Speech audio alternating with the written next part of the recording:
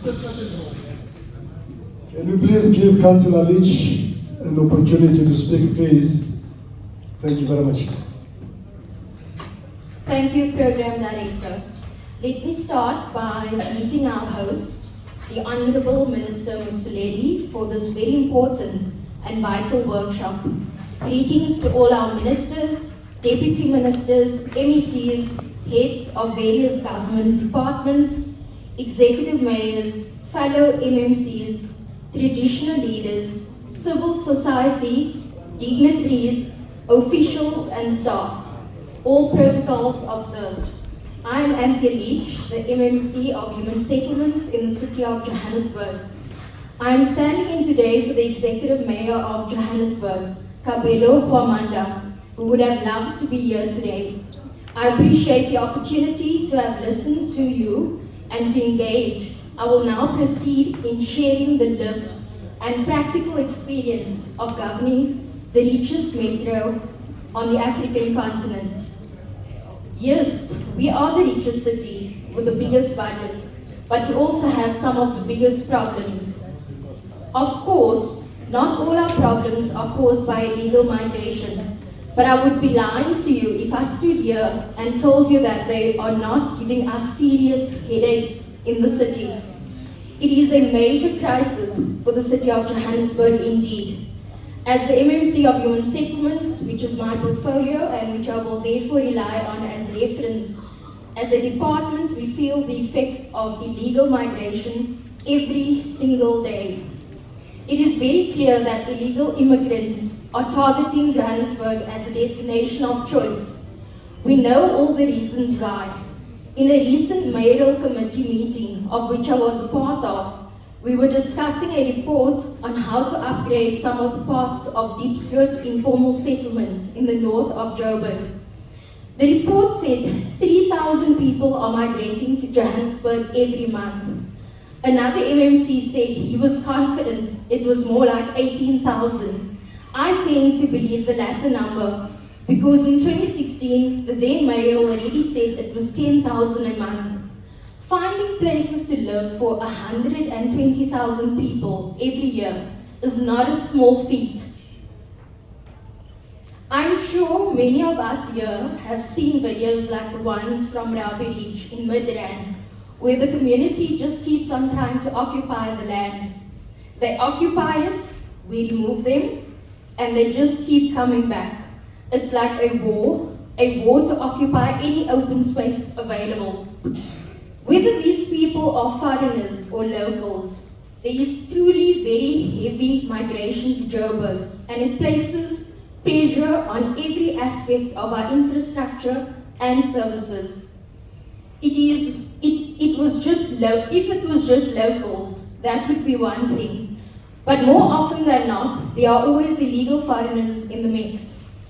The most famous and unique example for Johannesburg is the Zamazamas, who almost without exception are predominantly foreigners. We need a local mining company to go in to replace them and create jobs for South Africans. When buildings burn or are condemned, as we saw recently with 80 Albert Street and 1 Dalva Street in Marshalltown, the Human Settlements Department is left with the conundrum of what to do with the undocumented occupants. We know that we have to provide temporary accommodation, emergency accommodation to South Africans. But what are we supposed to do with the foreigners who occupy more than 50% of these buildings from the audits that were done previously? At the camp and temporary shelters we put up at Wembley Stadium, illegal foreigners have been living in tents since 2018. They all tell the same story of how they lost their travel documents in the fire. They chase away the embassies when they come there. What exactly does national government want us to do with them?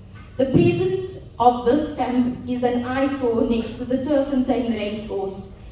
The local community wants their sports facility back. They complain about the increase of crime in the areas.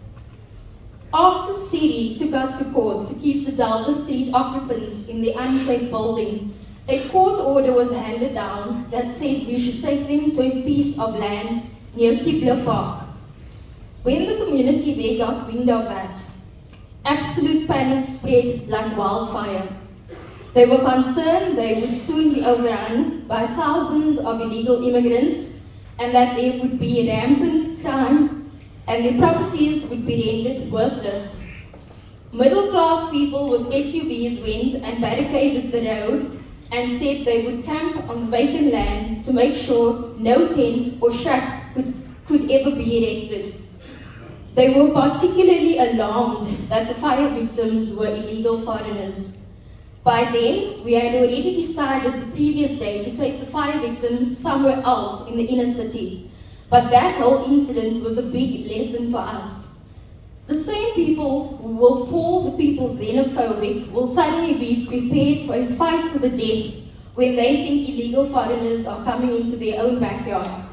Their generous liberal values will be very difficult to find them. Although the ward councillor has agreed to let us take them to his ward now, the locals are adamant that they only want to see South Africans. They have vowed that they will kill any foreigner if we take them there. So what must we do? The only answer is for Home Affairs to join us and make sure every illegal foreigner, if they are so audacious as to stick around, is to not just provide us with audits according to nationality. They must be processed and deported. We need that to happen for the tent occupants of Wembley Stadium too, or national government must tell us or give us a way forward as to what we need to do. In Johannesburg, most of our temporary residential units have themselves become permanently occupied and even hijacked. There's no legal framework that allows people to live for free in this way, permanently, in properties owned by the state, but it's currently happening. The NGOs citing human rights force us to keep illegal occupants in unsafe and hijacked structures, and they complicate our management of temporary housing facilities since they insist on blurring the lines of what we are constitutionally obligated to as a state. We are one of the few, if not the only countries in the world to have no refugee camps.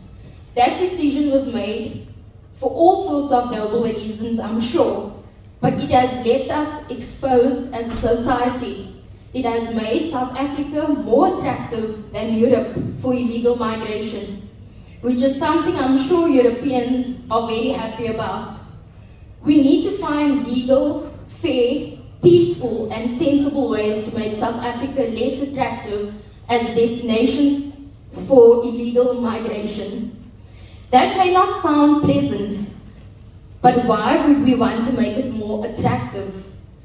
The existing migration policy in the city of Johannesburg, which is from 2011, speaks about the existence of a migrant help desk to help migrants integrate into the city. It speaks to creating social cohesion and acceptance. However, it is not practical and not in line with legislation. It's basically saying, come Joburg, we love you all. If you want to move to South Africa and live and work here, you should offer a scarce skill or come and invest in our country. We have a current backlog of 500,000 RDPs. Whenever Joshua advertises that social housing applications for a new building, let's say with 120 units, are open, then 10,000 people apply. We are struggling to keep up with the housing demands of South Africans. To add in the demands of illegal immigrants with little to no means of looking after themselves, on top of that, is not sustainable and is disrupting our society in ways that liberal researchers are not willing or are unable to tell us the truth about. It's of course not just a housing issue. If you speak to the health department, they will tell you about the anger of people competing in queues for services and medicine at clinics and hospitals. How hospitals like Rahima Musa are overrun and leave pregnant women to sleep on the floor. Our health inspectors are not coping with monitoring spaza shops and the dangerous and expired products being sold there. Let's not even get into the never-ending battle of illegal electricity connections for city power. the bypassing of water pipes and broken taps that run 24/7, of the mountains of rubbish and armies of rats that face pick-up at hijacked buildings and informal settlements all over the city, of the increasing debt at the finance department, of the challenge of monitoring informal and illegal traders and hawkers, of JMPD's war against bylaw infringements, of development planning's ongoing nightmare of planning for real development.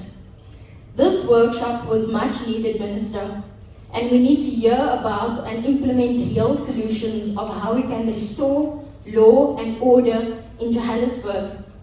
We are committed and we are here to restore our city and to map a way forward. Thank you.